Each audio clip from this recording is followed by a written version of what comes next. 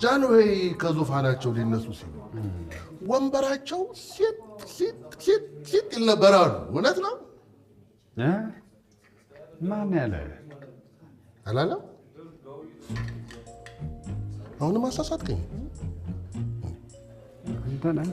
አንተ ጋዜጣ ላንብበሃል ብዬ አይደለም እንዴ? ሱዳን እንዴ አስተካክለን ማታነብ ከሆነ ወይ እኔ ላንብብ ልጀምር እንዴ? እኔ አነብልሃለሁ ብለህ አይደል እንዴ? አይደለም እኮ እንዴ።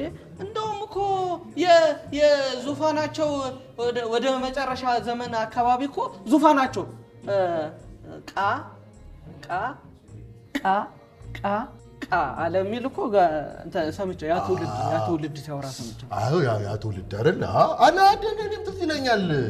ኧረ እኮ ልጅ እያለሁ ታዝያለሁ ወይ ዳዴ እያልኩ ነው ብቻ ትዝ አውቃ ቃ ስትል ይመጣልኝ ዙፋን ቃሲል ሰው ትዝ ይለኛል። እንደውም አፌን የፈታሁት በሱ እኮ ነው። ዙፋን ቃ አላልኩም እኮ አትልም አንተ። ዙፋን ዙፋን ቃ እያልኩ ጆሮ ተገርቷል። ተገራ። ከዛ ጊዜ ጀምሮ ነው በዙፋን የተለከፍኩት። ልክ ነው። ዙፋኑ ሲንቃቃ ነቃው። ያ ተሰማ። ቃ ሲል ንቅት አልኩኝ። ለምንድን ነው የምትስቁብኝ? ለምን አልስቅም? እናም የሚያስቅ ነገር አለው? ምን ያስቃል? ተቀመጠ ወንበሬ ተናገር በከንፈሬ ሲባል ሰምተህ አታውቅም?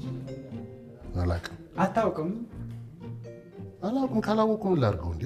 አላውቅም። ይኸውልህ ዙፋን የሚሰራው ህዝብ እንጨት አዋጦ ያንን አውሶ ነው ዙፋን የሚሰራው። ወንበሩ ተሰጥቶ ይምሩኝ ይቀመጡበት ብሎ ባደራ ይሰጣል።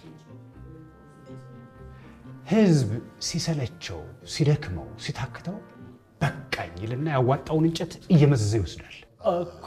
የዛን ጊዜ ድምፅ መቶ ዙፋን ቃ ይላል።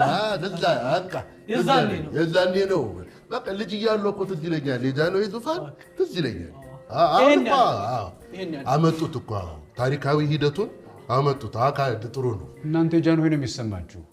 ሰምተናል። የጃንሆይ የእናንተ አይሰማችሁ? ጃንሆይ በሰላም ለሀገር ከበጀ ለህዝብ ለወገን የሚበጅ ተሆነ ስልጣናችንን እንለቃለን ብሎ በሰላም ነው የደቀቁት። የሚሰማኝ አሁን እንትኑን እንጨቱን ሊስብ ማለት ነው። ያዋጣውን እንጨት ሊስብ ከዛ ዙፋን ቃቃቃ ማን ሲያደርሰው እንጨቱ ነው መዛለው ሲል